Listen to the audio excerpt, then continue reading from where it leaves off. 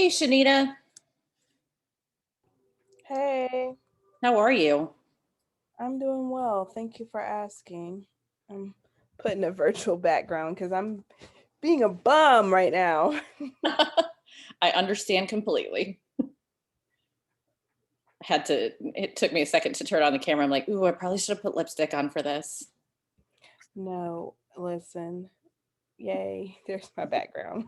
Like it. Yeah, Superstar. I'm watching a K-drama. The what? Right now I'm watching Korean dramas, but I Oh, I for like the last 3 or 4 months I've kind of been making my rounds of all of the um non-English movies. I feel like I've run out of English movies to watch, so I've been doing the same thing. Yeah, and like I watched several really funny Indian movies. Oh, The only thing, Indian and Chinese, I have to be awake yeah, because otherwise I'm like, what? What just happened? I missed something. Yeah, and Chinese, I like it if when you can set the subtitles to because they talk so fast. So sometimes I'm like, wait, I didn't read all that. They're on to the next sentence. So I I just got to slow it down a little bit.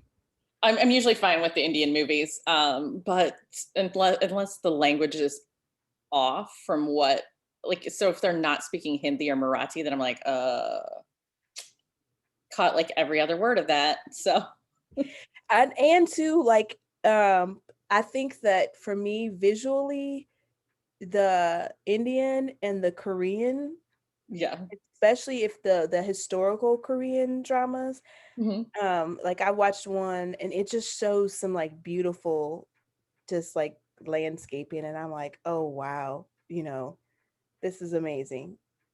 One of Like I my watched one in Indian one, it was like a wedding, and I was like, those are the best ones. yeah, If there's no dancing, is it really actually an Indian movie anyway? First of all, right. That's right. They do have like random, they have glee moments, which I absolutely love, where there's like a whole random singing and dance number right in the middle of all. exactly. And they're like they're kind of funny. I'm like, if only real life was like this, where we all just kind of had this choreographed dance routine that we Right. get in on at the drop of a hat. Right. Right. So, like, real Indian culture is not like this. No one is singing and dancing in the market, okay? Nope, not a thing. That's the Well, thing that anyways, actually I'm happens. obsessed with them all now. I don't know if I'm ever going to go back to watching like regular English speaking movies. I mean, I'm kind of, well, now I feel like I have something that I can talk to my dad about because he shares my Netflix account, of course. And my So he Prime sees account what and you everything watch. else. He's like, what have you been watching? He's like, I didn't watch this movie, did I? I'm like, maybe you did, maybe you didn't. I'm like, but have you Yeah, watched there's it? some really Like, good did you Indian see this movies on part? Netflix. There's some really good Indian movies on Netflix Right. So, and I've and never been Amazon interested in Prime. them, to be perfectly honest, until I really ran out of other things to watch. Oh, I mean, I feel like at the beginning of the pandemic, I watched all of Netflix. So now I'm on to the foreign movies because I've watched Same, all the English speaking movies. same. It's the exact same situation with me. Hey, Max. How are you? Good. How have you been? Surviving. I did not get to watch all of the movies on Netflix, but I would like to. Well, I have Um, they- insomnia, Max. I don't think that it's a good thing to be up watching K dramas at 2 in the morning. No, no one that's should be fair. doing that. You Mhm. should probably be sleeping. That's fair. I'm more. I have the opposite problem. I think I fall asleep really any moment or second I have that I'm not like actively doing something. Well, if I was moving boxes like you were all day long, all that, Yeah. that's what I need to do to cure my insomnia. I need to come and work at the Yeah, warehouse till yeah. I Come go on to by. bed. Yeah, come on by. We've got There you stuff for you, and go. it'll put you right to sleep. Right. So when I Hmm. get home, I won't be like, Hmm. huh, Hmm. yeah, what What did else I could I be watch? doing? Yeah. Yeah, what's on Netflix? Part Hmm. of it though too is when my daughter has class, like there's not a whole lot I can do during the day. I'm just kind of stuck here. And Hmm. then it's like, I can only I mean that's like 8 hours a day. Can't sit at my computer for 8 hours a day working on things. So No, those are the days I don't like as much, when I sit in this stupid chair all day. It's not my favorite. no. Right. Mm-mm. So I just want to cover really quickly. I'm sure this is pretty much old hat to you guys at this point anyway, but so kind of the format, I'll introduce myself and then the two of you. Um, and then I'll start asking questions. I have about 10 questions for you, but you know how these panels go. A lot of times you're going to answer half those questions before I ever ask them, because it's part of a response to another question. And then after that, we'll open it up to questions from everyone else. So, and of course, yes, I also need to provide the training code for this. So, I know Karen said that I could count this as a training. oh, you can? I like it. So I got to check myself in. So I'm killing two birds with one stone tonight. So I'm pretty happy about that. Yeah, does that count? If you're doing the training, you can be trained? I think it works. Technically, no, but if Karen's saying it's fine, I'm good with it. I mean, I can't override that. So, Yeah, she was like, count that as a training. It's COVID. I was like, you are so right. I mean, I think I learn a lot from these. Even when I'm on them, it makes me think. You're like, oh wait, I'm so wise. what do I think about that? Yeah, that's where I stand. look, you can learn stuff from Max. Yeah, I learned from you. Always. Already, but I'll actually go ahead and check you in myself. Yay. There you go. Now you don't have to do it. Yay. Hey, Max, have you guys worked with Crosslines at all? Alexa's yelling at me for some reason. Unplugging her. That's never happened. That'd be a first on a Zoom meeting. Have I worked a little bit, but not really in depth. They pop up here and there, but nothing that stands out. Why? Because they're changing their, I think this summer they're going to change their food pantry to more of like a market. Okay. A grocery store style. And so, because we have like a little bit of money left over from Feed KC Forward, and we were trying to figure out what to do. And so we were thinking about working with them and getting another one of the restaurants or catering agencies to do like family, like a Hello Fresh, but it's already done type of meal. So then when they come to pick their groceries, they could also get like a lasagna or like enchiladas but I didn't know if they were working with you guys on getting produce. I mean, yeah, a little bit, nothing large.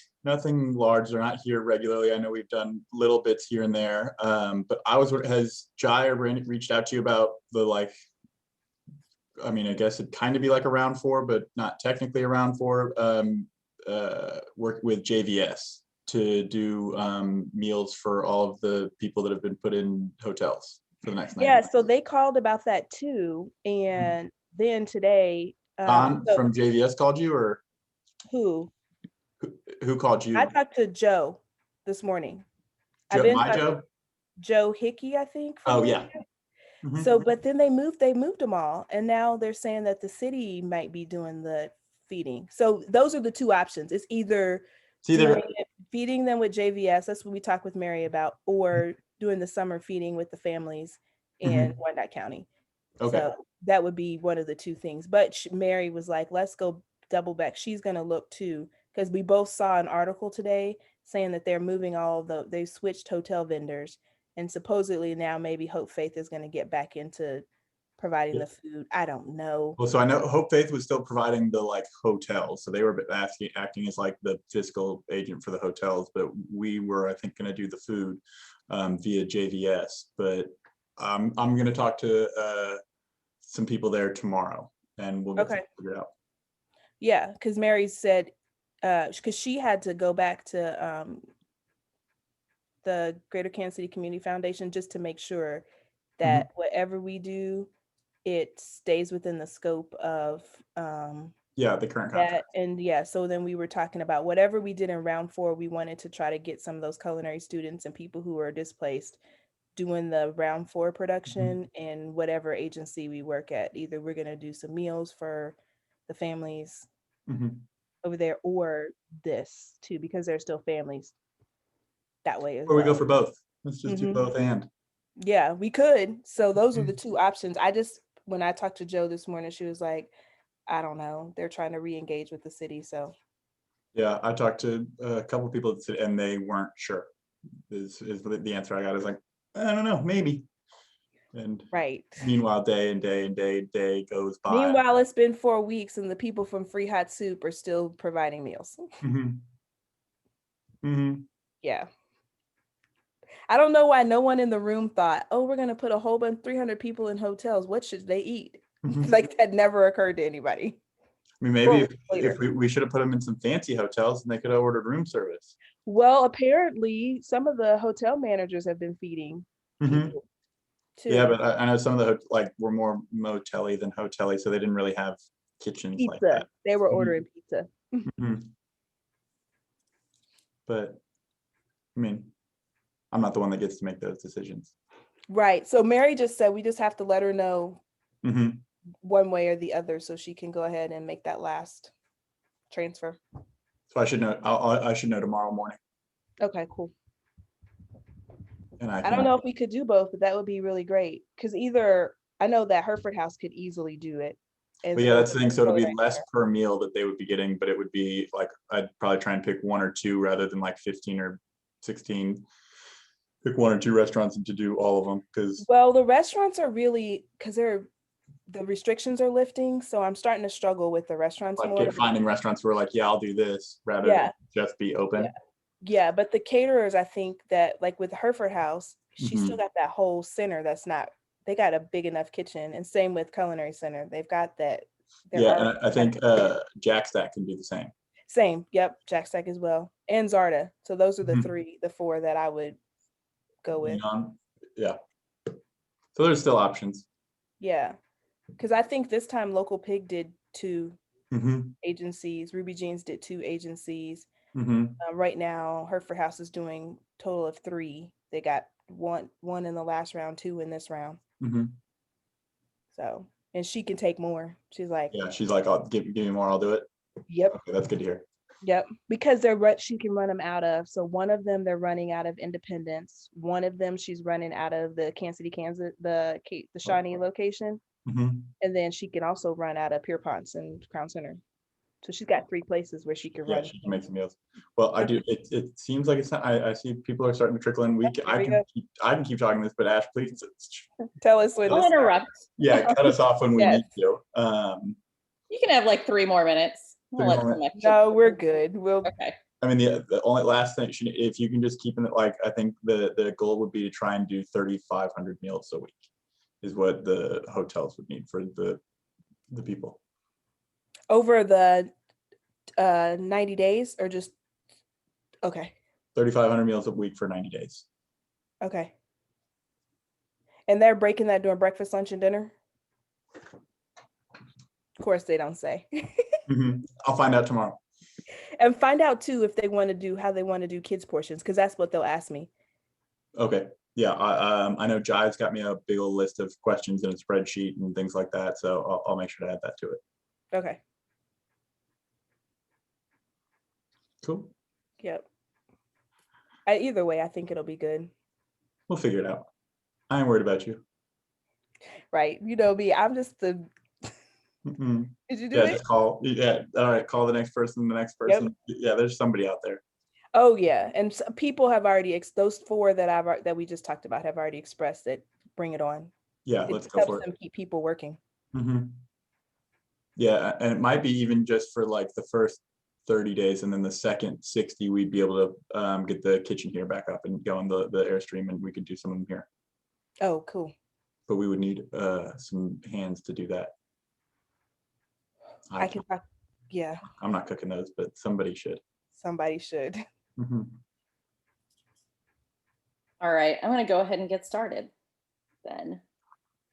So welcome everybody and thank you for attending. My name is Ash Perulaker. I am the Community Conversations and Advocacy Chair for the Junior League, as well as the incoming Director of Training. I want to go ahead and introduce our 2 panelists. I'm sure one of them at least you recognize already if you've been around the league for about a minute. So long before Chef Shanita McAfee Bryant was winning nationally televised competitions like Cutthroat Kitchen or competing in Food Network's Barbecue Blitz, she was checking out cookbooks and training manuals at the library. From her room, 13-year-old Shanita was already putting together ideas for innovative dishes on her way to becoming more than just a dreamer. Chef Shanita opened her first restaurant, Magnolia's, to rave reviews. FYI, still miss it because you make the best shrimp and grits ever. We need to do a pop-up. We do. Yeah, I think so. I kind of miss that. We used to go there for brunch constantly. So she then launched a successful food truck and eventually came back to her passion of using food to help and inspire others. Along the way, Chef Shanita has been featured in large media outlets like NPR's How We Eat, Recommended Daily, Ebony Magazine, Honest Cooking, Broadway World, and Feast, and that's just to name a few. She has also been invited to the Test Kitchen, and was awarded the prestigious Midwest Taste Baker title. Is a member of Les Dames Escoffier International and has served on the board of the National Minority Chefs Summit. Chef Shanita is the founder and executive director at the Prospect Urban Eatery, whose work providing real-world training and community programs have been recognized for its impact on under-resourced individuals. With more than 20 years of experience in the culinary field, Chef Shanita is passionate about helping others achieve their culinary dreams and believes that with authenticity, passion, and drive, you're capable of anything. Thank you, Shanita, for being here. On to Max, and I guess if you've attended C3KC, you've probably seen Max around too.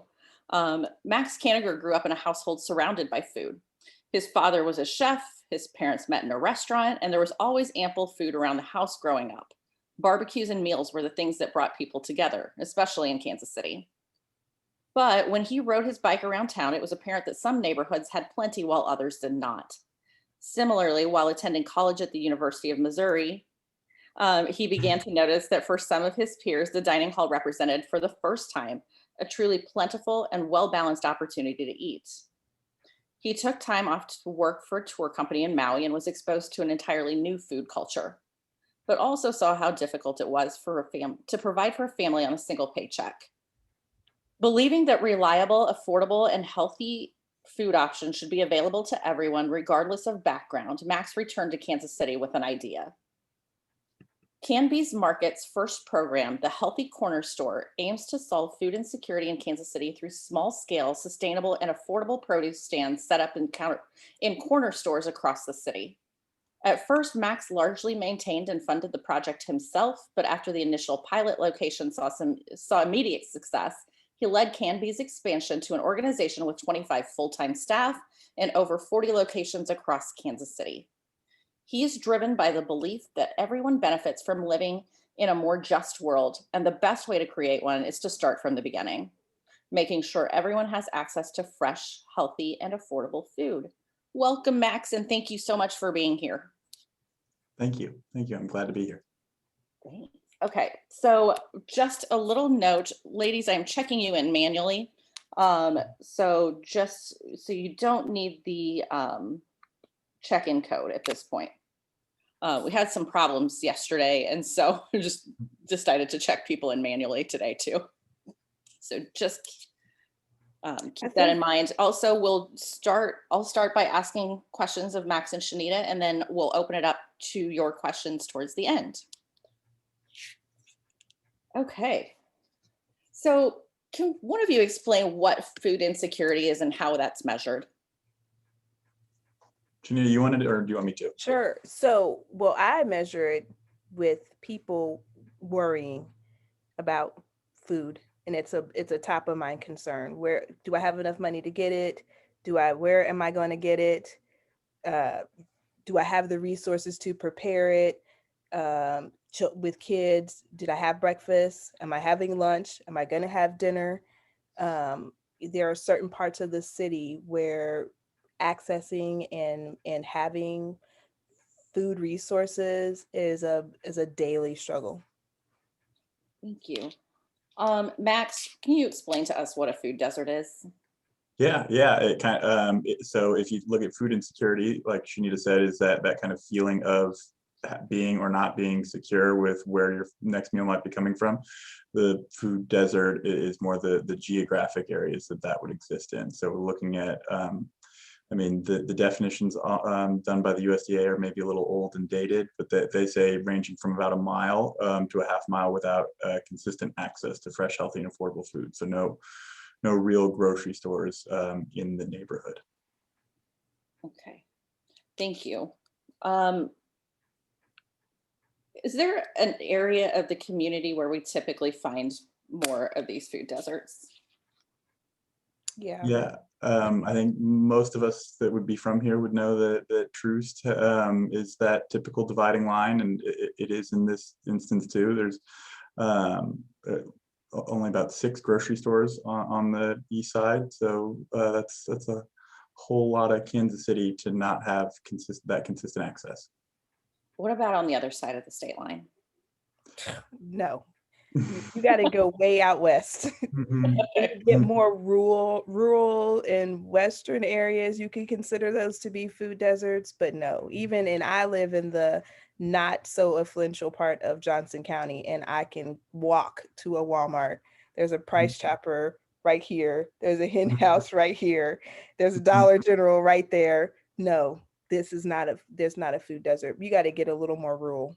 Yeah, I mean, you can look into like Wyandotte County and some of the parts of KCK, but no, I wouldn't say Johnson County would have that. Yeah, I figured Johnson County probably didn't apply, but there was some question about Wyandotte because the further you get from county line, that county line road where it's like Shawnee area and like past and then more like in that downtown area by like State Avenue and all of that area, there's not quite as much access to grocery stores. So Wyandotte County has these tiny little pockets of development, but until I think if you go on like if you get off on 55th and Parallel, there's a new Price Chopper there, but then the next one might be like 70 something then State, and that's a Hen House. 80 something in State or something like that. There's a Hen House there. So there are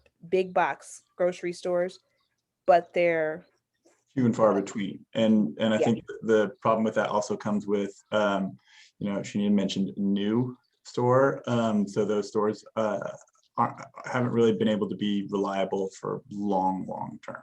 So they seem to open up, they do what they can for while they can, and then they close, and maybe another one pops up. So the Wyandotte County, especially food deserts, might be more like a shifting sands kind of a food desert. Yes, because across state line, I would agree with what Max said. There's been different grocery stores all up and down State Avenue, rather. They don't always stay open. They may be open for a period of time. And then if there is a Walmart, but when you're looking at Wyandotte County, it's in the Legends area. Right. So that's way on the west end. So if you're looking at someone who's on like the low numbers of Quindaro, that's a long way to get to a Walmart if you're on a bus. Yeah, especially if you don't have a car, or you might be a 1-car household. I mean, there was things or anecdotes that I heard when I was first getting into this, that I would talk to people and they would say that if you did not own a car, you cannot have ice cream in certain neighborhoods in Wyandotte County, because there's no place that you can go to the store and get ice cream and get back to your house before it's melted.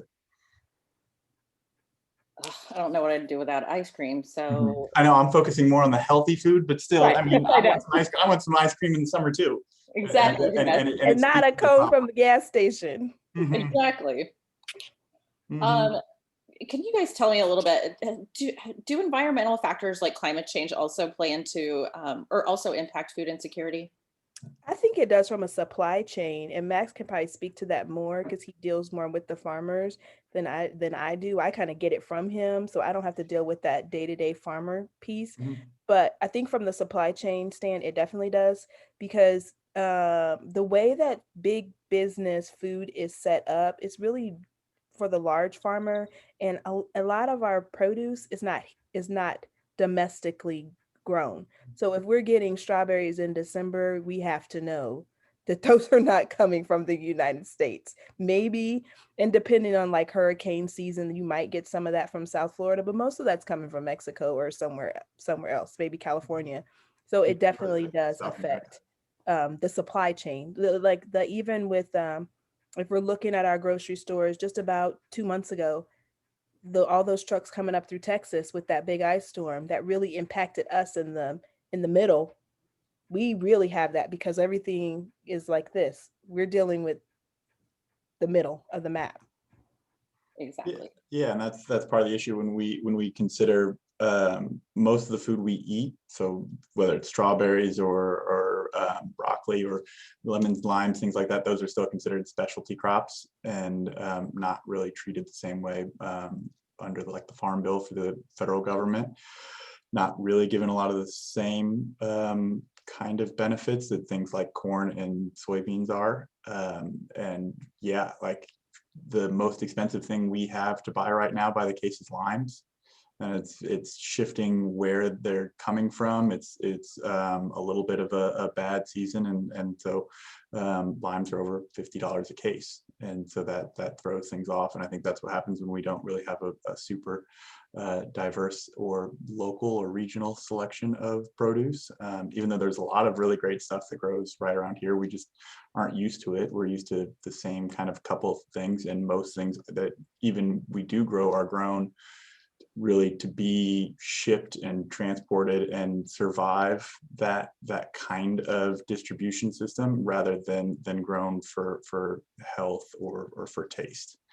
On the flip side of the supply chain issues that come around the environmental factors of growing food and having to rely on Mother Nature, food waste as a whole is also one of the largest contributors to global warming. So with everything that we're consistently throwing out and not composting appropriately or not eating the way we should and could be, the planet's heating up because of it.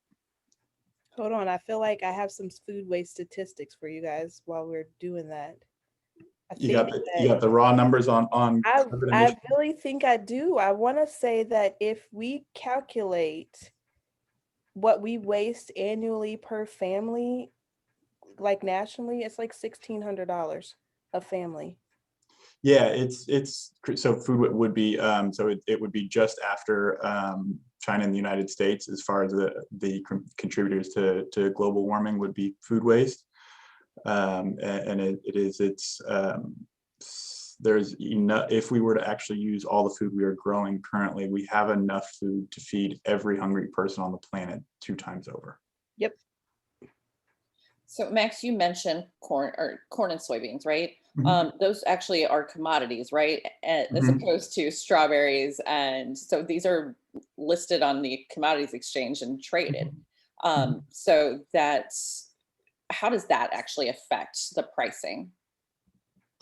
Well, I mean, we like to talk about capitalism and the free markets, but really a lot of this issue really does go back to how we tend to prop stuff up. I mean, if you look back, the supermarket itself really, I mean, it came around in early 1900s. Kind of got really successful coming out post World War II is when it took off, and it was really in that time where we were trying to sell capitalism as a whole. And when you look at how we trade corn and the surplus of corn, and are able to make products out of like high fructose corn syrup for less than it really does actually cost to produce that corn, it kind of makes it unfair. It means that I can go to the grocery store and buy a bag of chips for less than I can buy actual potatoes. Mm-hmm. It means I can go to the grocery and buy a bunch of really overly processed foods because we've all collectively already paid for them. It also means that when you look at the big companies that focus on agriculture, you know, even the big name is like John Deere. They're focusing their R&D on how do I create tractors that are run by GPS and can cover hundreds of acres and of a single crop, rather than saying like, oh, how do I create a really affordable product for a small farmer that grows a multitude of different crops depending on what season it is. Does that kind of answer the question? I think that definitely answers the question. I could go more into it. There's a lot of different books I like on this. I mean, they talk all about like the United Fruit Company and the history of the banana and banana republics. There's like Carolyn Steele's got one called Hungry City that really is great, and I highly recommend when learning about this. But food has shaped our history in a lot more ways than just the way we keep ourselves running. Sorry. Is there a correlation between higher food prices and the rise of poverty, or vice versa? Is there a correlation between higher food prices and the rise of poverty? I think most things are somewhat connected if you start pulling at a thread, especially when you look at food and community. I think. How would you say this? Like when you look at how a lot of neighborhoods have been left behind and disinvested in and forgotten about, I think that taps in, while still remaining the primary labor force. I think that those two kind of start to follow hand in hand when you see like worker productivity going up and up and up year over year and wages kind of staying stagnant. I don't know if it's necessarily food prices getting so much higher as it is people not being able to afford as much of it. Yeah, I would say it's more of a systematic thing. And it's like Max is saying, if you start to dismantle some of the systems and people have to look at it. So even when we go back to the beginning, when we're talking about food insecurity, right? Food insecurity, nutritional literacy, 80% of what ails a person has to do with what you put in your body and what you put on your body. Okay. So when you're looking at the senior population, most of them are dealing with chronic disease that could be mitigated by better food choices. And then you have on the children's side, you've got behavior problems, attendance problems, and all of these other issues, which if you trace it all back to, it's hard to behave in class when you're hungry.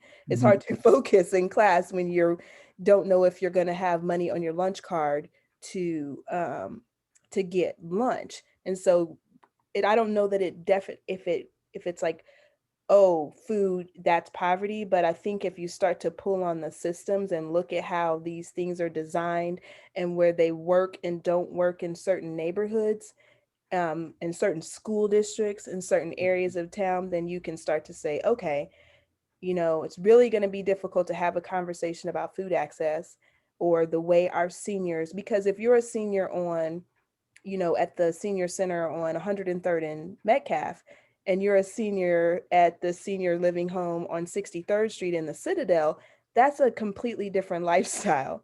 That's completely different amenities. That's completely different services. So you have to look at all of those, factors to say, I think they all play. It's like a stool, right? That's it.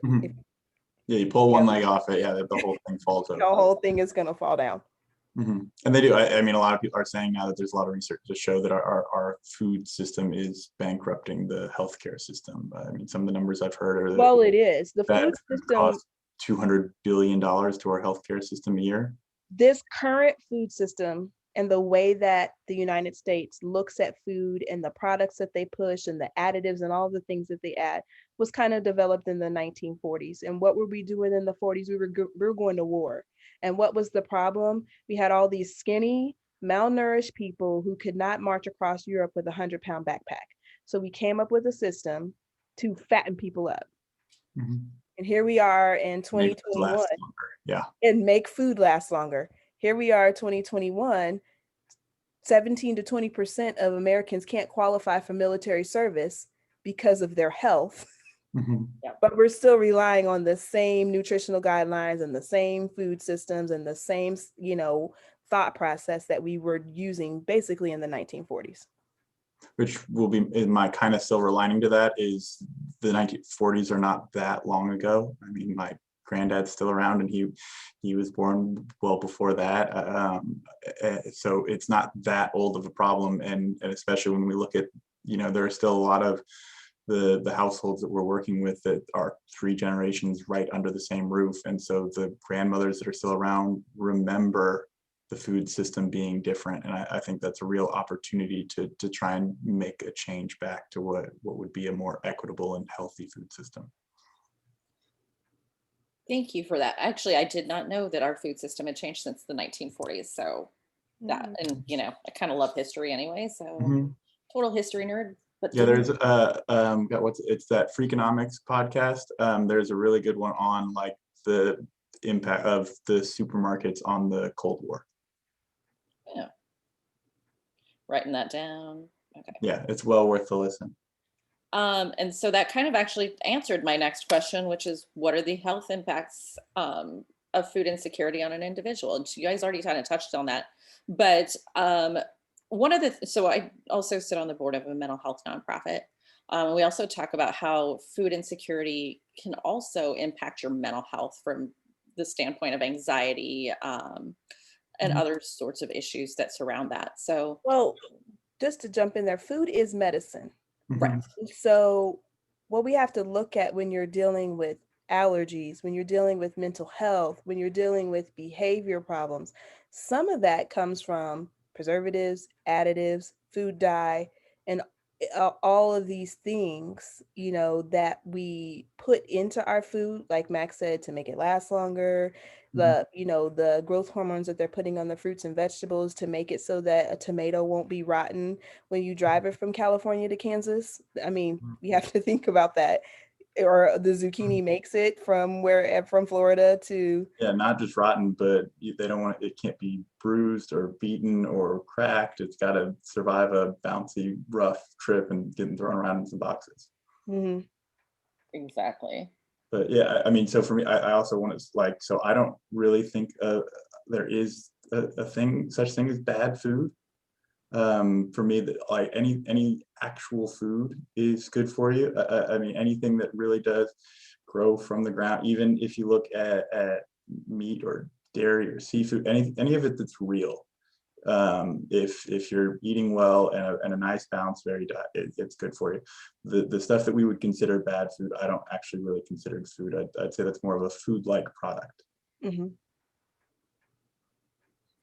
I agree. Even with the beef, the cat, I don't necessarily, I think that it's the way that we treat the animal, how we Yeah, raised it, what we fed it, yeah, can there's impact a us as big humans. difference in like there's a pig farmer that we work with that he feeds his pigs with the compost that we're getting rid of, so it's all fresh produce, and you can see if you take a cut of pork from him and one from a larger, more factory farm, they look different. I mean, the coloring is different, the texture is different, it's just a different thing that you're putting in your body. Thanks, guys. So in reading some information from harvesters, it seems that there are certain demographics in our community that might be more affected by food insecurity. And can you kind of discuss that a little bit? I want to say that, so we have these cultural pockets all over town. And I feel like, Max, we may have talked about this before, but sometimes when well-meaning individuals, service providers or whatever, we want to help someone be less hungry, we don't take into account some of the cultural things that may affect their diet. And so we're not necessarily helping them as much as we thought that we were helping them. And so that's where that nutritional literacy comes in. So that's something that we have been working on with the prospects. So let me take, a zucchini, and I'm going to show you how you can put it in pancakes and how you could use it, in a layer of a lasagna, and how you can, so that people don't feel like if I get this, it has to be this one particular way. And for some of the more like the refugee population, and we have like our Spanish speaker, our Hispanic population, even our Indian population, sometimes they get food that doesn't necessarily match their diet and their culture, and they don't know what they're like. I don't really know how to, thank you for this big rutabaga, but I'm not really sure what to do with this. Mm-hmm. I mean, I'll be honest to that point too. You brought up a zucchini. The only way that I know how to use a zucchini in Indian food is with a dessert. And if you know how sweet Indian desserts are to begin with, so there's a ton of sugar in there and there's a ton of clarified butter. Yeah. So there's like, if I had just relied on how I knew how to make it, being Indian, then yeah, I yeah, I would never have. Yeah, I'd be about, But like, how many more times can I heavier. eat this Delicious. dessert? They done put zucchini in this produce box for the last 5 weeks. Mm-hmm. And the only thing I know what to do with it is make this dessert. And I've had it 5 times. I don't want to make this anymore. So I'm throwing this out. Mm-hmm. Right. That zucchini is no longer helping me to maintain a healthy weight when it's got that much butter and sugar in it. Mm-hmm. So the mental health might be really good though at that point if you're just very, very happy eating that kind of thing for a little while. But I think like Shanita's nailed, like having an opportunity to really sit down and get to know people and share not only different ways that I would know how to make a zucchini, but the better I can get to know you and just learn more about Indian cuisine as a whole. I can learn what other vegetables that you're putting into your cooking that I'm like, oh wait, that is going to cook really pretty much the same as this zucchini, and so we can swap that out. So we might not have, like, you might have been driving out to a really special market just to get this one piece of produce, and I'm like, oh no, we could use zucchini for that. And having that to kind of make that change, which is I mean, what has happened throughout human history. That's what we've done together. That's where a lot of food comes from, the blending of cultures. And the first one that comes to mind, because I had some yesterday, and is super popular right now, is pho. It's like Vietnamese pho. Like that also comes with a lot of French history with it as well. And pot de pho is a very popular French soup. And so when you bring things together, it's how we get to know each other. It's how, breaking bread is historically how tribes of people have broken down barriers and realized that they're a lot more similar than they are different.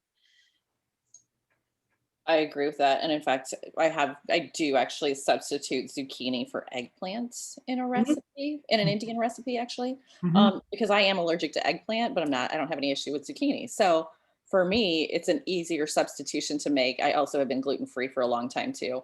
So for example, Shanita mentioned it already. I layer zucchini into my lasagna instead of noodle.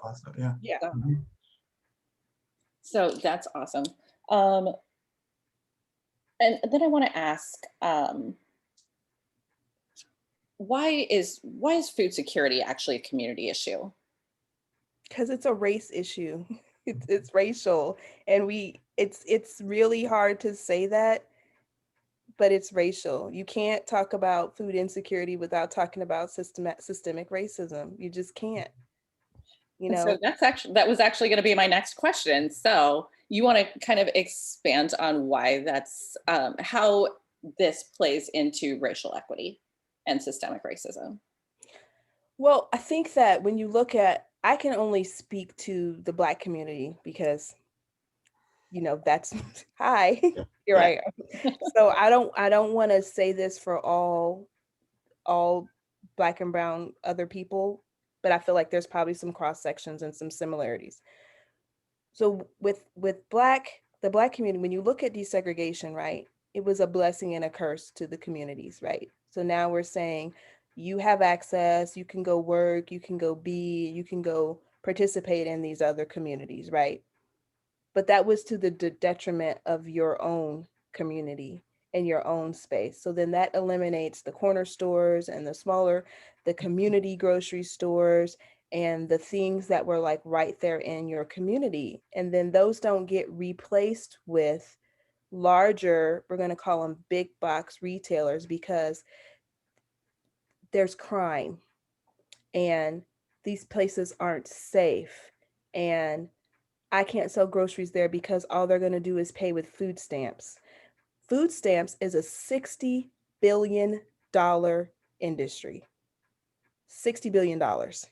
There's Stop acting like there's no money in taking SNAP benefits. There's lots of money in it, but it's that perception, right? That if I put my retail market in urban areas, those people don't want to eat healthy anyway. Black people don't eat healthy food.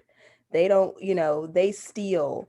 They're not going to buy these groceries. All of these, like, what do they call it? Stereotypes that are just not true. So I feel like that's kind of where that comes from. Max knows he's got produce stands in corner stores. And if they weren't profitable, right, he wouldn't have 40 of them. Like, if no one was buying the fruits and vegetables at the gas station, he wouldn't be selling fruits and vegetables at the gas station. So you can't tell me that people want to buy their bananas at a gas station, but they wouldn't go buy their bananas at a grocery store. 100% agree with that. Excuse us. Somebody also would like to add to the conversation. So she's just agreeing with Shanita. I know, she's like, yep, I got you. Like, I agree with Say all louder for the back. Right. Right. Be glad the other one's in the kennel, otherwise she would have jumped me and beat me in the head with her tail by now. So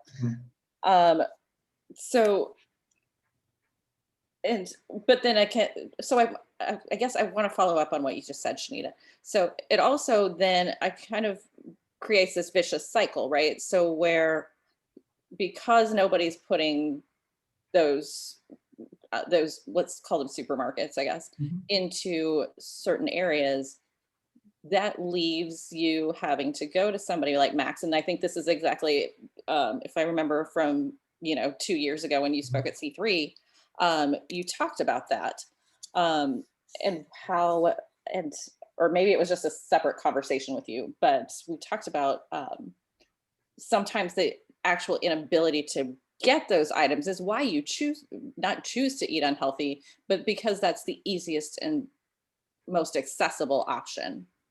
Absolutely. Almost every corner store in the city takes SNAP food stamp benefits. And if I have to go, it's over 80% of that $60 billion is spent at small corner convenience stores and food stamps. So if Max is on to it, right? If I have to go to the gas station or the corner store to get my bread and my milk, why can't I also have, now I can get produce instead of getting cup of noodles and box macaroni and cheese, or maybe I still get the box macaroni and cheese, but Max has got broccoli now and I can add some broccoli to my box macaroni and cheese. So the convenience stores were already selling shelf-stable convenience food. People were already buying it. So it makes sense that people would then say, oh, well, shoot, now look, right here at the register, there's strawberries and bananas and lettuce and lemons and limes and all kinds of things. Yeah, and there's a part of that really is like, I know how important it is to eat food. And I have absolutely been in that place in my life where I am working 2 jobs and I get home and I am exhausted and I'm not going to take the extra time to drive all the way to the grocery store and get food and come home and make dinner. So I can't expect that somebody who would also have to hop on the bus, and the average really is 45 minutes to get to a grocery store on the east side. And so now imagine doing that with 2 kids. Exactly. And the bus now has a rule that you can only have, because of COVID and the homeless people, you can only bring 2 bags per person. Okay. Now you're 45 minutes. I got 2 kids and I can only take 2 bags per person with me, 2 thin grocery bags. So you got to do that. You got to then do that every day, every other day.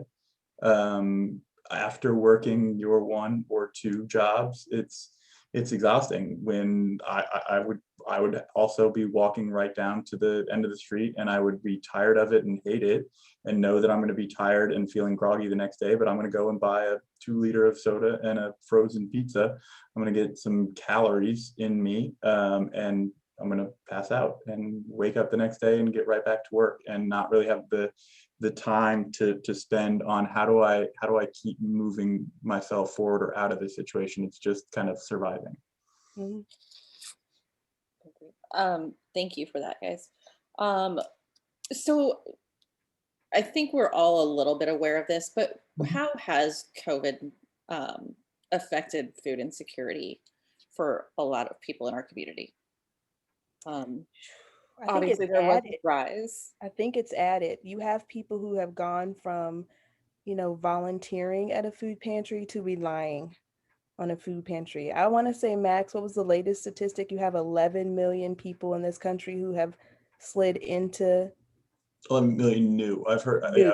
as much as a 30% increase in need, which if you're talking about already 35-40 million people, adding another 11 million people to it is a huge number.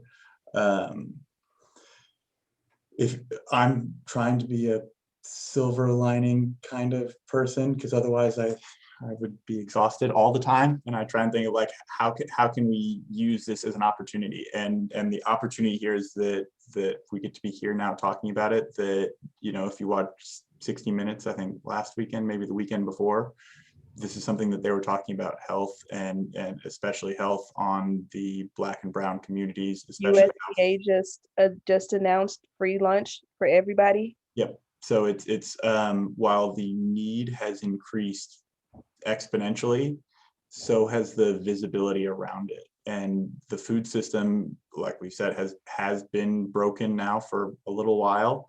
It was broken going into COVID, but and COVID has maybe broken it all the way down to the basics. And we have an opportunity now to really build it back. And so why not build it back the right way? Why not use this as a chance to say, like, let's it's been the way things are, but it doesn't have to continue being this way.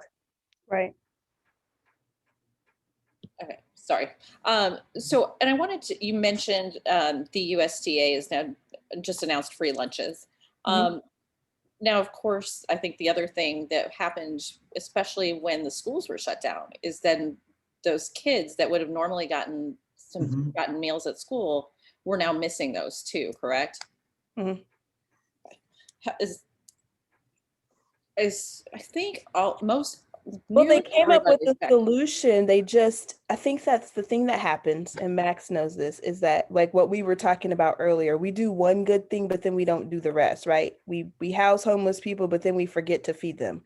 We close the schools for children's safety, but then we think we don't worry about feeding them. And then it takes us, 3 months to be like, oh, we can give every family member a SNAP benefit card and just up the SNAP benefits. And let them feed themselves. Yeah.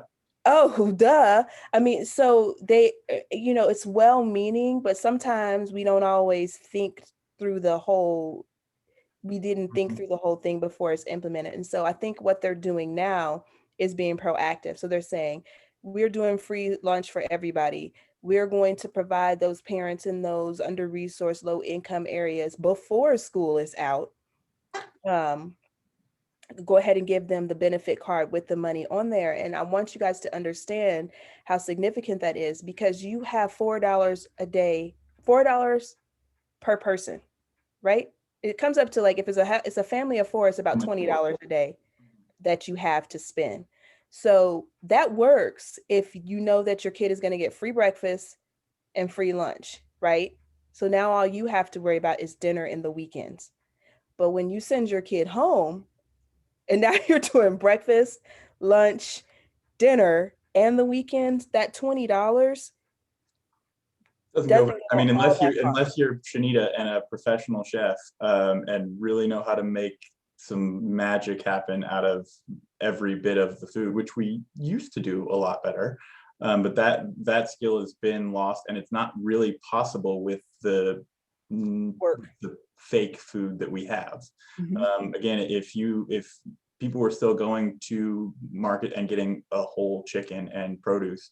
There's a lot more you get to do with that than when you're buying a TV dinner with chicken in it. And that's what we've been doing. So I'm saying, okay, I just showed you guys how to, like, last night I did a demo. We did zucchini pancakes and a sweet potato hash.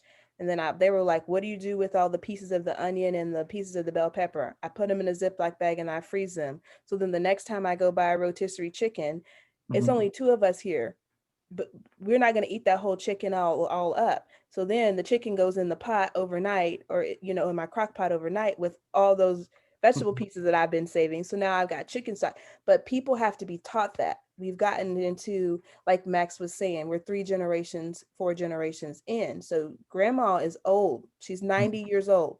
Okay. Grandma can advise you, but grandma can't get in that kitchen. She cannot go, And teach you how to do that. So now we have to get back to teaching people what to do. Like, one of Max's employees texted me and was like, hey, we're having an issue with collard greens. What they're not selling. And I was like, probably because it's a smaller quantity and people just only think of this traditional way. I'm going to post up some recipes with collard greens so I can teach them how to do a pesto. Let's show them how to do a wrap where the collard green is the thing. You got to go outside of the box so that people can get out of those, you know, we don't know how to cook anymore. And you guys all know that because I saw y'all's post during COVID. Y'all made a month's worth of meals and then you was tired because you ran out of stuff. You ran out of all the recipes you knew how to make, and y'all was dying for restaurants to open back up. So we got to get back to educating people on how to cook food. So that way, when they're getting these free produce boxes and when they see, you know, a smaller bunch of collard greens, like at the corner store, they don't think, oh, I have to have a turkey neck and, you know, or in order to cook these, they can be like, oh, I can saute these. Oh, I can grind these up and make a sauce for a pasta. Oh, I can blanch them and make a wrap, you know, stuff like that. That's a great idea. And actually, I just got some ideas from you just now. So maybe I won't throw out some of the stuff that I just have the ends. Even if you don't, even if you just have all vegetables, you can make vegetable stock, put it in your freezer. Yep. Yeah, absolutely. And I think, I mean, I made a cabbage soup earlier today because it got to fit into this dress by like May 8th. So, you know, I'm trying to be super healthy about it. But so yeah, I'm like, well, I have all these ends of things left over. So stock, put in a crock pot and then you have it. Yeah, just be careful with the green pepper. It kind of takes over. Don't go crazy. I don't really like green pepper on its own anyway, so it's never in my house. Like I don't mind the red or the yellow for whatever reason, but I don't like the green pepper. Has a takeover spirit. If you get too crazy with it, that's all you're going to taste is that's it. I love green pepper, so I do too, but that doesn't bother me quite as much. There is what was it called? Wasted. I'm pretty sure there's a cookbook that came out not like last year or the year before that is all about this type of cooking, where it really is like trying to teach you how to use like the ends of everything. I can't remember who did it, but I feel like it might be Wasted, and that guy might have a blog too, because I feel like I've seen him like some YouTube videos. That might be the name of it. I don't know. I'll look it up and send it to you, Ashton. So if anybody in here is interested in it. Yeah. That would be great. You kind of touched on imperfect foods earlier. And I know, I'm pretty sure I heard this too from you, Max, about what happens to imperfect foods when they get to the supermarket. Yeah, we don't pick them, and they don't go home with us, and so they end up in the trash, or they get to the supermarket and the supermarket refuses them and they get sent back, and then the wholesaler trashes them, or they don't even get thrown into the box and they're left in the field to kind of rot away. So I would recommend to anybody to just because you see that little blemished apple or collard green or whatever it might be in the supermarket, to just grab it and take it, so that doesn't continue to happen. But for us, I think there's a real opportunity to use that food. whether it is cooking and producing high quality but low cost meals, and getting them where there's a gap, or it's just trying to be as kind of thoughtful with everything that we have. Yeah, and if I like to give you guys a number to make it real. So Max isn't talking about 2 or 3 zucchinis here and there. We're talking about 80 billion pounds of food. Mhm. It's a lot of food that gets thrown away. Yeah, I mean, I've walked into warehouses where it's thousands of square feet, pallets taller than me, thousands of pounds of zucchinis at any given time, and really, these are big operations that have hundreds of people working for them, and so if they know that a supermarket is not going to want to pay for it, because the supermarket knows that nobody's going to buy it, then they don't really have the time to sort through the whole pallet of food. They just toss the whole thing. So when their quality control guys are going around, they're reaching into a case and they're looking and seeing if that one zucchini that they pull out is not grocery store perfect, or is not got a week's worth of grocery store perfect life left in it, then they just throw the whole pallet. And as much as we talk about food waste, nobody's really going to volunteer at those places. Nobody's going to the grocery store and saying like, hey, can I hang out here and just kind of sort through, make sure that I'll pull all of the kind of moldy blueberries out of that clamshell, and I'll put them back in so it's still one good clamshell of blueberries. So it all just gets thrown out, where we as a nonprofit are more situated to accept and have people come and volunteer and help us do exactly that, so we can make sure that anything that would end up on our shelves is still that same high quality grocery store perfect. And then we can also look at avenues, like working with other neighborhood organizations, or eventually cooking food here, to use the less than perfect or things that might not sell. And then everything even below that is either fed to animals or composted. And to make it even more real, so imagine what we learned with COVID. I don't know what the number is for other essential workers. I just know, let's talk about food service workers. 13% of those food service workers are food insecure. So imagine working in a grocery store, you're struggling to feed your family, and you're watching them throw away thousands and thousands of pounds of food each and every day that you could take home and Mm-hmm. feed your family with. Mm-hmm. Yeah, it's just not great. Yeah, it doesn't frankly make a whole lot of sense. No, that's part of what led me down the path I'm on now, is because it seemed to be the two biggest problems in our food system are waste and access. And so we are a distribution company at the heart of it. And that's really the tricky and expensive part of our food system, is the storage and distribution of food. Amazing. So kind of the last question that I have for you both before I open it up to everybody else, um, is what are some practical, actionable things that we can do to help our neighbors who face food insecurity? First of all, when you're at the grocery store and you see the WIC sticker, don't buy it if that's the only thing that's left. Because those moms and those families who rely on WIC do not have the choice of picking another cheese. That is the only cheese they can get unless the store manager wants to override and allow them to pick something else. So when you're in the aisles, when you're in the produce section, it's a little square sticker and it says WIC approved. If you can afford to buy your own groceries, don't buy the WIC approved groceries, because even if it's, let's see, there's like certain juices, right? And they may have a fruit punch, a grape juice, a cran apple, and a banana juice, right? And it's all the same brand. And maybe only the apple and the grapefruit are WIC approved. So don't assume that, oh, well, this is the last apple, they can just get the cran grape. They cannot. They're not going to get juice, or they're going to have to try to find another store where they can get that juice or that bread or that cheese or whatever that is. So I would say, major tip, avoid WIC approved products, especially when these grocery stores are facing the shortages and that, they're not really getting the shelves as full as possible. What do you say, Max? I would say to listen to Shanita on all things, any day, anytime, would be step one.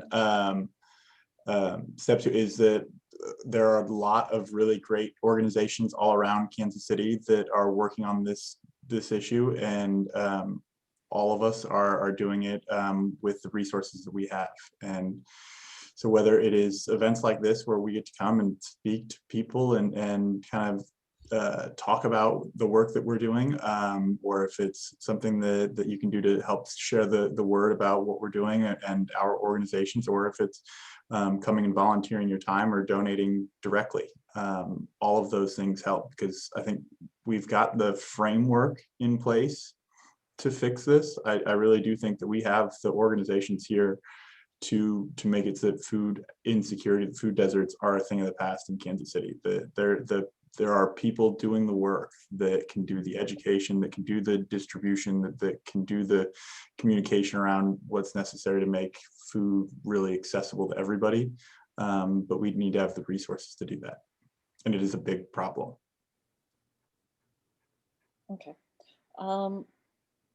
Yeah, I know as an organization, so my committee rewrote our legislative agenda and policy statement for the league this year. And we did address food insecurity as part of that. And, we added on to what was previously our legislative agenda, which basically said, okay, we're interested in women's and children's issues, and specifically in the areas of abuse and neglect, women's self-sustainability, and now I can't remember the last one at the moment. Drawing a blank. You probably know, Shanita, but right. No. Anyway, but we actually expanded that to include three focus areas. So of course, still women's and children's issues and anything and everything that falls under that. Then we also addressed healthcare and mental health care and racial equity. And so this obviously came up in discussions regarding both racial equity as well as healthcare. And so, yes, so obviously it was added.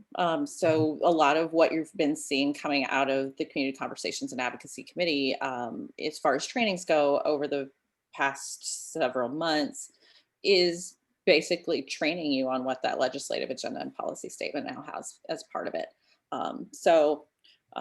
If you're a league member, you can find it under the resources tab and it's down there under, it's kind of in the same place you would find the league strategic plan. So it's out there if anybody wants to view it.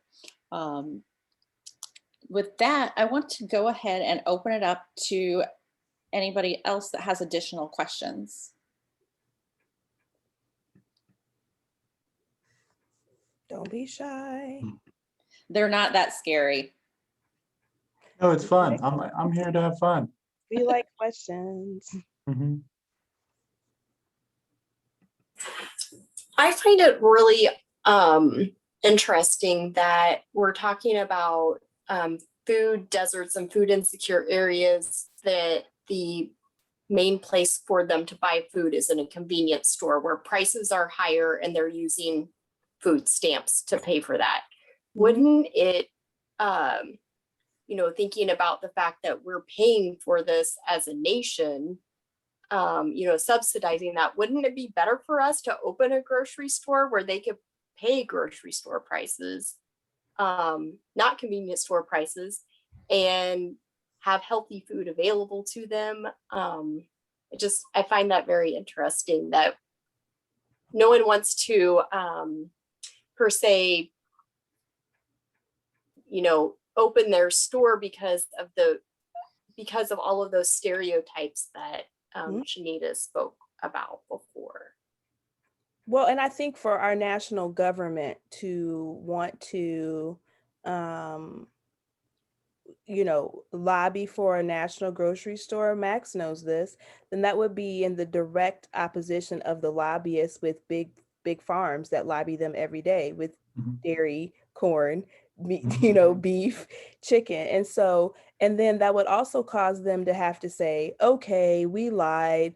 All the stereotypes that we told you about welfare recipients being crack-headed, people of color roaming around the urban neighborhoods living off of the government are actually false. We made all that up. It's propaganda. They're not going to do that. So it's what's going to change the system is what Max just said before, is community members coming together and supporting organizations that are doing the work on the ground and advocating for these changes. But it's not going to be a top-down solution. It's going to come from the community up.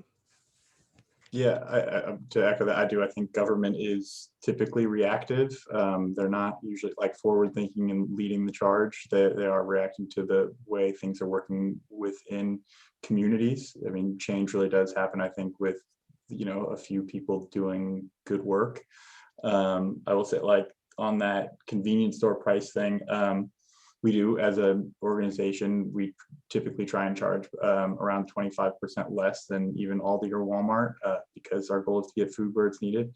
And that's not something that would be possible for those convenience store owners. I know a number of the stores that we work with, they are single owner stores, and they are not able to buy into the big kind of distribution chains that other big box stores can. So like some of the stores I know will drive over to Costco and Sam's Club, and they will buy cases of Gatorade, they'll buy cases of water, and they bring it back to their store and sell it. And so of course it's going to be a little bit more expensive than you'd see at a grocery store, but that's because they can't, they're buying it from the grocery store and just bringing it over, because there's no way that's delivering in those communities. And part that's because a lot of those bigger distributors or wholesalers have minimum orders. So, you know, some of the even produce companies, in order to make it worth it for them to pack and load and drive a truck over, you've got to order $500 worth of produce a week. And our goal really for the stores is only $500 a week. And so they're really just not in that same kind of league. I mean, when you look at like a grocery store, even a smaller one, and I know the prices are a little higher, but if you look at like the Cosentino's Market downtown, which is a relatively small produce section for a grocery store, they might make $8,000 to $10,000 a day in revenue from the sale of that produce. So it's, when you're looking at 8 to 10 grand a day versus $500 a week, that's just vastly different scales. The difference though is if you look at the food deserts of KC, that region where there's 6 grocery stores, there are over 600 of the convenience stores. So the revenue isn't centralized in the big box store, but it's there. It's just too spread out for the way our system currently works. And so we need to stir it up a little bit. Even if you're comparing just one of those convenience stores to, say, even a Quick Trip, right? Mhm. There's a difference in price. You're going to pay because more. Quick Trip Quick goes to Trip. Coca-Cola and says, this is how much Coke we buy. This is what we're going to pay.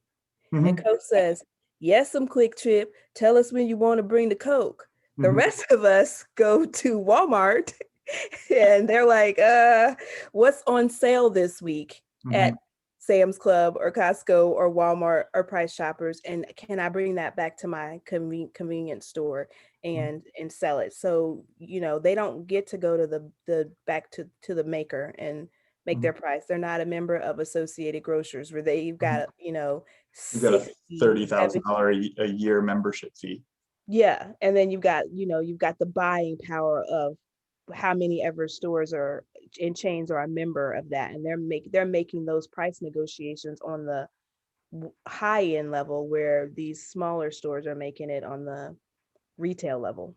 Yeah, which again, you know, looking back, I don't want to ignore the history, and like there was a lot of this done purposefully as communities were kind of left behind. However, where we stand now, the supermarket did what it was intended to do. It did make food more affordable and more available for most people. So when it did, when it was just a bunch of neighborhood markets back in the day, food did take up a larger percentage of people's income. But there wasn't so many other things around that we had to buy to keep. They didn't have cell phones and internet. You also stayed and typically worked in a smaller community, so it made sense. However, when we switched to like, okay, we're gonna have this one centralized location where we can, negotiate prices and use those economies of scale to have better buying power, it did a great job. The problem is that, for 85% of the country, it worked for, it works great, but it made it impossible for the other 15% to compete. It made it impossible for the mom and pops to have that kind of buying power, because when you buy bananas by the case, they're going to be more expensive than when you buy them by the pallet or by the truckload. I want to follow up on something you said, because you hinted at it, but you didn't really call it out specifically, Max. But how has redlining contributed to food insecurity? How could it not? Anytime you purposely say we are not going to give loans or a fair shot to, it's not great, but money is what makes the world go round. And if we're going to say that you don't have access to it, it's gonna hit you in every different way that matters. And food, housing, and education are kind of the three basic needs that matter. And food got hit hard. It made it unrealistic for now sometimes you think back to some of those older companies like A&P that might not be around anymore, and maybe they didn't really want to open a grocery store in these neighborhoods for all of them. I was going to say that's the second thing. Then when you've redlined a neighborhood and deemed it unsafe, then they're like, okay, yeah, we can't do it, and they don't even have to look the retailer after you've told them that, oh, that's not a safe part of the that's a poor investment. Yeah, you've confirmed that kind of implicit bias that may or may not actually be factual, and most of the time it really wasn't, and it just was people being not great to each other. And now we've kind of confirmed that for them, and so they're like, yeah, I can't open a store there. It's not good business. And so or the bank is not going to loan us money for that particular property in that particular area. So even if I wanted to, I couldn't even get the funding to do it.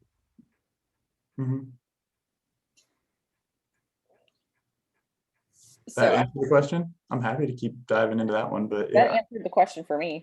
I also I kind of want to bring this up for a second.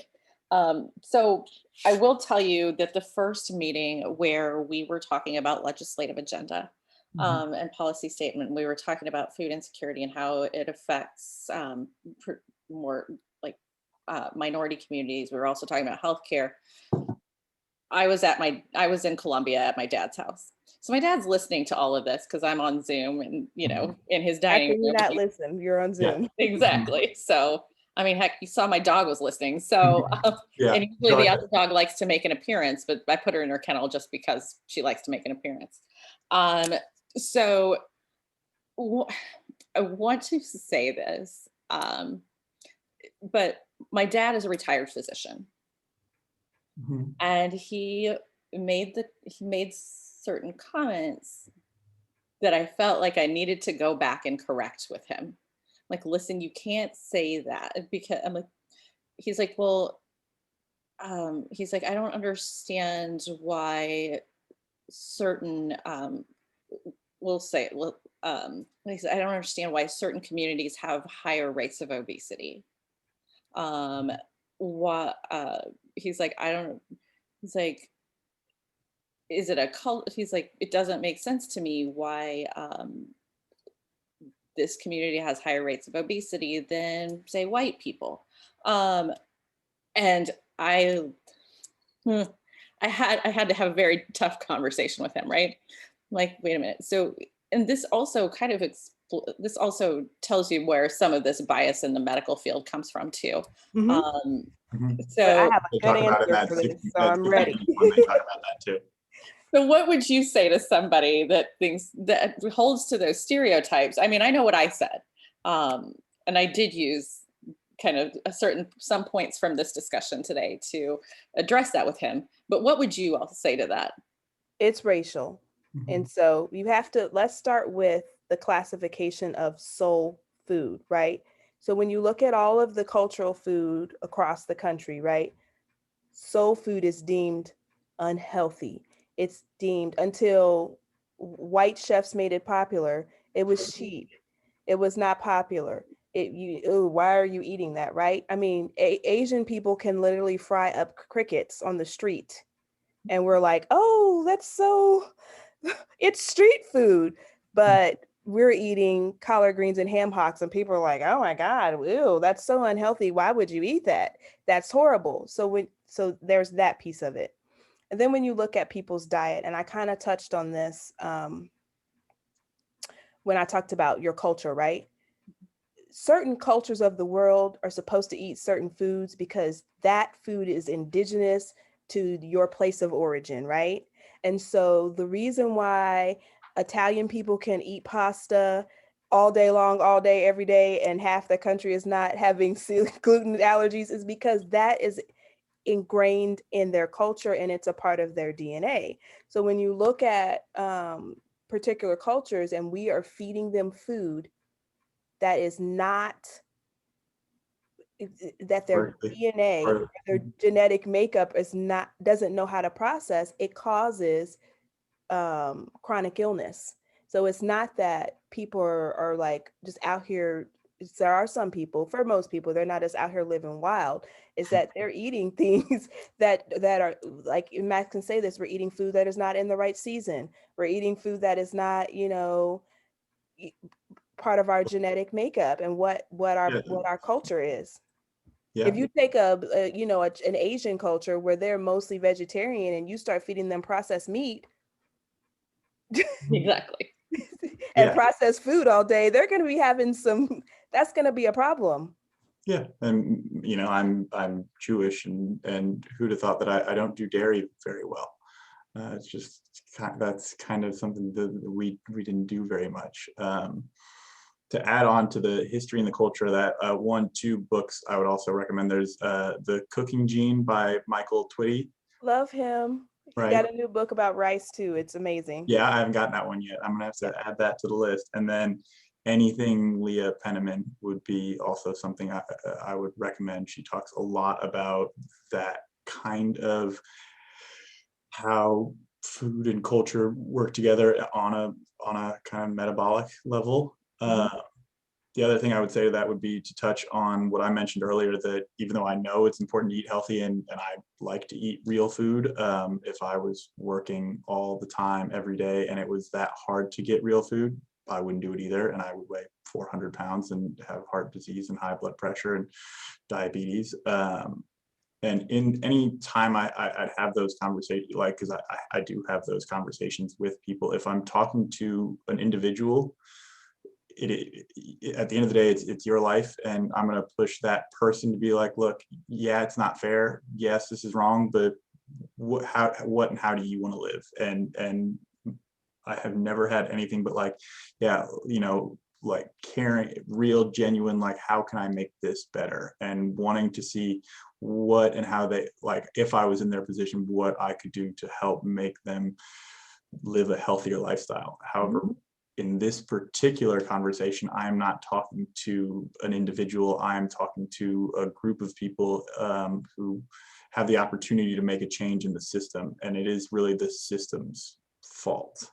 Again, like, yeah, we have to all take accountability for our lives, but it is that broken system that forces people into those situations and to make some of those tough decisions. Like, am I going to pay for real food this month, or am I going to have electricity, or am I going to pay for real food this month, or am I going to have or am I going to get my prescriptions filled?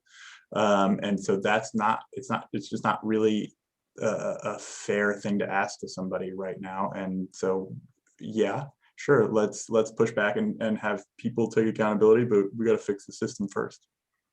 Yep, 100% agree. And I think that's in my conversation with him, I did bring up, I used an example like of somebody that we knew, somebody who's very close to the family. In fact, she actually used to attend Grandparents' Day with me, to be perfectly honest, even though she definitely was not my grandparents, but my grandparents were in India. So there was never anybody for me to bring to Grandparents' Day. And I brought up the example, and I'm like, she didn't drive. The closest food store to her is at least a mile away. So she depends on somebody else. And I also grew up in a small town. So guess what? There's no bus. There's none of those things exist. And granted, she lived right in the middle of town, but the grocery stores are were on either side of town at that time. There wasn't anything near her. There was a small market that was near her, and still that was about a mile away. But even then, that, because again, we talked about prices being different between the mom and pop shop and the bigger grocery stores. And so she could potentially walk there. But again, can she afford the price here? So then you get what you can afford. Or she relied for a long time on her daughter, who did drive, to go ahead and take care of those things and buy her groceries and do this and that for her. And so, like, think about that. Also, there's a lot of other things culturally, as Shanita mentioned, that play into this. I'm like, you of all people should realize that, right? Like, how much did you complain when mom used to make like American food or Italian food or whatever else, and then you always wanted Indian food? It's like, this is kind of the same thing, right? So it was a big, long conversation with him about why, he had kind of drawn this stereotype and wasn't. Well, I think it just speaks to the way that American culture forces other cultures to assimilate to what they feel is your idea of health and wellness.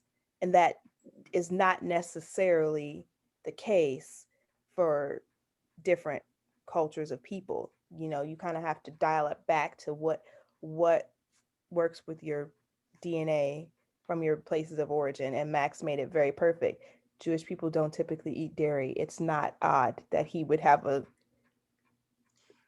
trouble with milk sensitivity to dairy. That's not something that's normally been in his diet.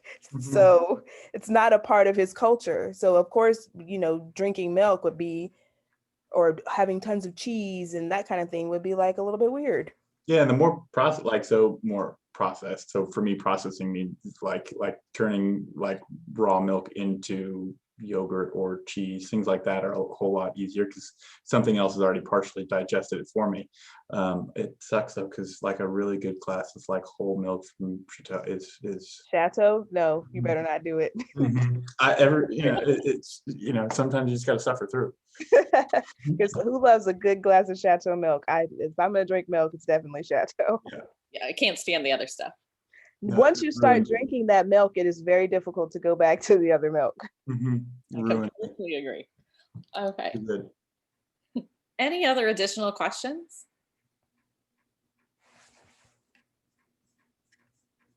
You guys are so quiet. I know. This is a very quiet group. Or maybe we just covered everything, but I doubt that. So, all right. Well, it seems like nothing else. Do either of you have any final thoughts? If questions creep up or pop up, please feel free to reach out. Ash, you're welcome to share my email or contact information out directly, but otherwise, please feel free to send any questions you have or comments to just info@kanbesmarkets.org. Awesome. And then Shanita's email information is in the league directory, unless there's a different email you would rather that they use. Yeah, let's use the prospect email, only because that email that they have in the directory, I think there's like 1,000 unread messages over there. It took you a while to respond to me on a couple. I couldn't find it. The message was buried. So we'll do the info@theprospectkc.org. And Max is being shy. Don't you guys they've got a couple of fun things going on over at Kanbe. So you guys need to go follow them on Instagram so you can do the project flowers something or another, I think. Yeah, we got so we've got lots of fun fundraisers and more events coming. Gosh, I Yeah. appreciate you. Yeah, so we do Garden for Good, a local florist Yes, that's what donated it's called. flowers. So and they've been, so we put them up for sale Mondays around noon. The newsletter will go out, so if you're signed up for the newsletter, you'll get them. And the last few weeks they've sold out, typically in the first couple hours, so get on it quick. We also have some volunteer opportunities where we're working with a farmer over in Ivanhoe. Dirt Beast Farms is actually planting and growing food specifically for us, but we need to get some volunteers out there to help them get everything in the ground. So if you'd like a day in the sun and working with the ground, and a talented farmer, we need people to help with that. And we've got a couple different dinners that this will be the first time I've told really anybody outside of the organization that they're coming up. So you'll have first access, but we are going to be working with Isfahan, is a Armenian pop-up restaurant that has been happening since the pandemic, and they're wanting to do a couple pop-up dinners possibly here at our warehouse. So be on the lookout, sign up for the newsletter, and yeah, follow us on all things social media to keep up. We try and have some fun with it. Yeah. Yay. Well, thank you, both of you, Shanita and Max, for being here. Thanks for all of you that attended, and I really appreciate you guys. I appreciate Thank you. so much. You guys have been the best. Well, thanks, Max. You guys have been great. You've been great to us too. So I try. we'll see you later. So yeah, thank you. Bye, guys. Thank you all. Thank you.